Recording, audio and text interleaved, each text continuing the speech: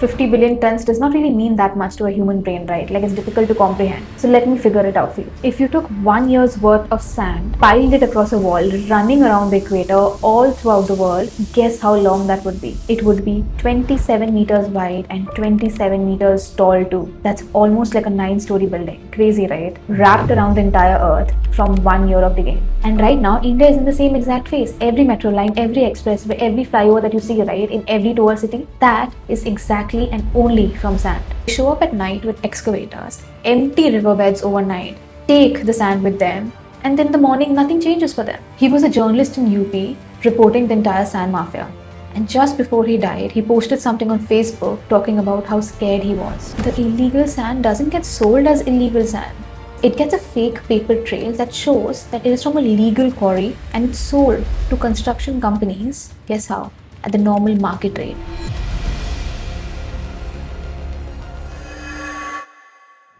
Every year, the world digs up around 50 billion tons of sand. Yes, 50 billion. That's roughly about 18 kilos per person all over the planet, okay?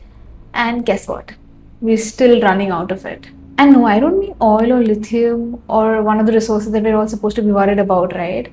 I'm talking about actual sand, the stuff that kids play with. Now you might be wondering, why am I supposed to care? It's just sand, right? What's more to it? I'll get to it. If you're planning to buy a home in the next 5 to 10 years, the shortage is already sitting inside your budget. And the concrete in the building that you're sitting right now, I think nobody can tell where the sand came from, right? And that matters more than you think. I'll show you why. Because when I started digging into it, I could not wrap my head around it. In India, sand has a body count, yes, and journalists have been all over it, over sand. But honestly, that's just one piece of a bigger story, right? Sand is much more than all of us think about. The road that you see, the glass in your window, the streets that you're walking on, the buildings that you see, all are made from sand. See, all of that is pretty incredible, right? But I'm not here to tell you that construction is evil. The trouble is where all of this comes from and who makes money off it. That's the main concern. And somewhere in between, there's actually a desert city that imports sand by ship. There's a country that's made 25% more by using other people's land until 3 separate countries banned them from it. And there's a UN report from last month that actually puts sand in the same category as oil. Yeah, we'll get to all of it. So sand. After water, it is the single most extracted material on Earth. We've used it more than any other fossil fuel or any other metal. Now I know, 50 billion tons does not really mean that much to a human brain, right? Like, it's difficult to comprehend. So let me figure it out for you. If you took 1 year's worth of sand, piled it across a wall, running around the equator all throughout the world, guess how long that would be? It would be 27 meters wide and 27 meters tall too. That's almost like a 9-story building. Crazy, right? Wrapped around the entire earth from 1 year of digging. And the reason why we need this is basically that construction is actually just sand. Concrete, 60 to 75% is just sand. Glass is just melted sand. The chip inside your phone comes from a very purified version of the sand called silica. Crazy, right? Even solar panels begin their life as sand. So every road that you've driven on, every window that you've seen through things, every flyover you've been, they've all come and actually generated from a riverbed somewhere. And here's the part that explains everything that there is in this video. In 1970, the world used around 9.5 billion tons of sand. Now it's around 50. That's a 5 times jump inside a single lifetime. And the UN says that construction demand is going to go up again by 40% by 2060.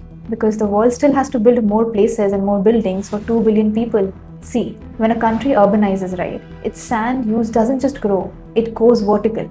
There's a stat that I keep coming back to. Between 2011 and 2013, China put in more concrete than the United States. And it was like that for the entire 20th century. 3 years versus 100. And right now, India is in the same exact phase. Every metro line, every expressway, every flyover that you see, right, in every tour city, that is exactly and only from sand. So okay, demand is exploding, but sand is everywhere, right? You shouldn't face that much of an issue to acquire it, isn't it? So how do you exactly run out of sand? Yeah, that's exactly what I thought. And here's where it gets really interesting. So it turns out that desert sand is actually completely useless for construction. And that's because of its shape. Desert sand gets shaped by wind, okay? Thousands of years of grains rubbing against each other and forming marble-like rounded structures. So the concrete is actually made from these round structured sand marbles, right? The mix will not hold. There is no friction. So how will it hold? So what you actually need is sand that is shaped by water, okay, and not wind. River sand, coastal sand, these things. And you know when water leaves the grains in a sharp edged manner, especially for the sand granules, that's what gives concrete strength. Which brings me back to one of my favorite facts in this entire story. Dubai actually imports all its sand from Australia. It's a desert city, right? So it should have sand, but it still doesn't. It actually imports it. Actual ships loaded just with sand moving into a desert city to build skyscrapers. The Burj Khalifa went up with that Australian sand while the Arabian desert was just looking at it. And Singapore took this to a whole another level. Over the 60 years, Singapore has now built its own landmass and grown it to around 25% more. They bought so much from Indonesia that Indonesia said stop, it's enough, and banned sand exports. And then Malaysia banned it. And then Cambodia stepped in, and a few years later, Cambodia banned it too. So these days, a lot of the sand is actually coming from Myanmar. And guess what? Entire islands in these regions have been dredged to nothing just to become a pile of something for someone else's coastline. So yeah, sand looks infinite, but the specific kind that we can build with, the angular water-shaped ones, we're using that up faster than nature can get it back for us. Because a river can take centuries to make a rock bed into sand, right? But we can probably empty a riverbed in less than a year. And that gap between how fast we take it and how fast nature replenishes it for us is where the story gets dark. Because when the legal supply of something falls short, right, and the demand keeps climbing, somebody has to come back. Somebody has to step in. That brings me back to India. I've had sand in my entire YouTube search history for the longest of times now. So if you think that the sacrifice deserves a like, feel free to like, subscribe, and even comment. You know I love reading those. Okay, back to the story. See, India is one of the biggest sand consumers on earth right now, and for good reason. We are in that one phase where construction takes our top priority in the country. And we've had fairly strict rules about sand. You need environmental clearance to use it, you need permits, a lot of the government shenanigans keep happening around sand. And those rules exist for a good reason. Because when you stripe a riverbed out of sand, the problem is simple maths, okay? Legal supply is capped, but demand is not. And the gap in between, that's actually the illegal industry worth crores. Yes, you heard that right. Every single month. Sand mafias operate in a dozen of Indian cities today. Bihar, UP, Madhya Pradesh, all of these have them. They show up at night with excavators, empty riverbeds overnight, take the sand with them, and then in the morning nothing changes for them. A research group called SANDRP tracks these sand mining incidents, right, but only covers the one in the English language. So as you can understand, especially in rural India, how much of those will be getting missed. That's why undercounted. Even with that limitation, in just 16 months, they counted 418 deaths connected to sand mining incidents. People drowning in the pits when these sand mafias come in. Mine collapses, overloaded trucks running people down from the villages. And 10 of those deaths were of journalists and activists, people who tried to talk about it. And there's one name in the rabbit hole that I cannot keep my head out of. Jagendra Singh. He was a journalist in UP reporting the entire sand mafia. And just before he died, he posted something on Facebook talking about how scared he was. Today, Jagendra Singh's family awaits justice after the journalist succumbed to burn injuries. His words were, politicians, police, and even thugs are all after me. Writing the truth is now bearing heavily on my life. A few weeks later, his house was set on fire, with him inside. And the journalist whose story pulled me into all this, Shubham Tripathi, was shot in 2020. Also in UP and also over sand mining. He also informed everyone that he was really afraid for his life. I'm not going to sit here and report each case because that's not really the point. The point is what these cases actually tell you. When people are being killed over something that we all consider worthless, right? The money involved is anything but that. So how does this machine actually work? And probably this is one of the most interesting things that I came across. It's not chaos. It's a system. And it's a pretty efficient one. Step 1. You find a river with legal queries on it. Those queries have a fixed annual limit, so you already know that you'll find the exact grains there because something that's been protected means that it's valuable. And that's how you hit that. Step 2, you mine at night. Unlicensed stretches or licensed one way beyond the limit. Use excavators at night and by morning you can be gone. Step 3, and this is the clever bit, okay? The illegal sand doesn't get sold as illegal sand. It gets a fake paper trail that shows that it is from a legal quarry and it's sold to construction companies. Guess how? At the normal market rate. By the time it's inside a building, nobody can really tell a difference. Which is, by the way, I exactly told you, right? That nobody can really tell where your sand came from. And holding the whole truth together is actually money moving in all directions if you have to think. Local people are paid to look away. Politicians are paid with protection. Police, let's just say, they don't pay their own roads. There's even a phrase that keeps coming up when I've been researching about this. Goonda tax, where the mafia charges stone crusher owners a monthly fee just to operate. And this is why it's so hard to stop. Everyone inside the chain is winning. The contractor gets paid on time, the politician gets his cut, and the officer gets his envelope. So nothing is ever slowing down. And the only people paying the real price are actually the villagers watching their riverbeds disappear, and anyone who's brave enough to talk about it. An environmental lawyer summed up the entire thing in one line, and I couldn't do anything better than that. He said, there's just too much money involved. Okay, so let's zoom back out because India's story is just one of the sand mining cases that you hear about. It actually goes around all over the world. Sand conflicts have been documented over Southeast Africa, Asia, and even Latin America. And there's just one problem, right? We all know that. Demand that legal supply can't match up to. And this twist genuinely made me laugh, okay? But in a horrified way.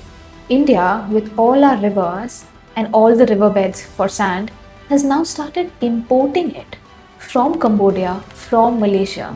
Our legal supply plus our illegal supply still can't keep up with what our construction asks are. The UN says by 2060, the world will need more homes and infrastructure for around 2 billion people more. That's 45% more construction than what it is today. And we're already pulling sand out faster than how rivers can replace it. That's it already. So the honest question is, what happens from here? And from what I have researched, there are only 3 ways around it. Road 1, we change nothing.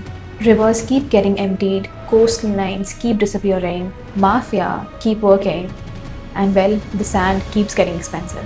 Which, by the way, flows straight into the cost of every home built in this country. Your future flat has a sand bill inside it. Road 2, we just build less.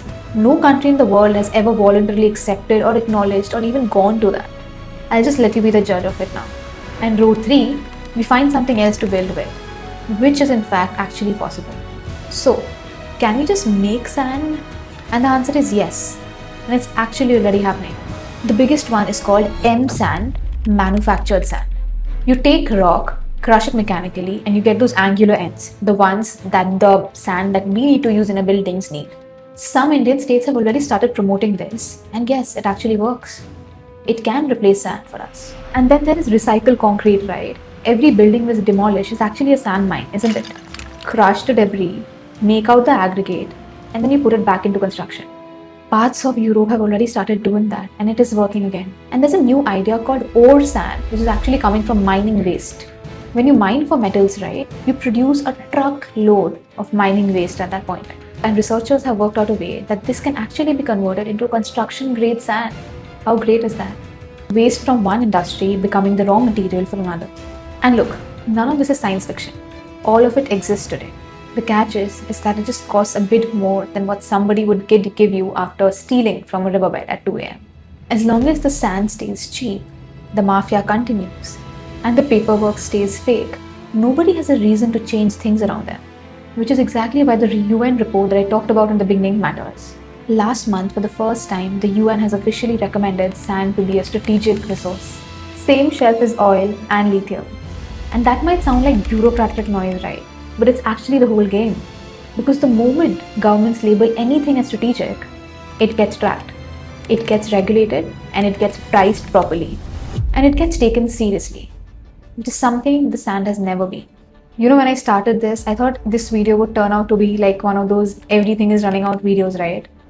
And in a way, it is. Because what really stayed with me is how invisible all of it is. We worry about water, we hear about oil and lithium chips continuously. Meanwhile, the material holding up our entire city is treated like it's cheap and it's free and in fact infinite, right until people started dying over it. So what do you actually do with all this? A few things definitely. If you're ever buying or building, right, M-sand is a name worth knowing, and you should already talk it out with your construction team. And if construction costs keep climbing over the next decade, you'll know one of the reasons why. And I think the next time you pass by a riverbed or a construction site, you'll start seeing things differently. And honestly, that's not nothing. Most people spend their entire life seeing nothing at all. So share this with someone who's actually planning to buy a home, or just someone who just loves knowing things that nobody ever knows about. And subscribe for more, because stories like these are the reason why we keep doing this. I'll see you in the next one.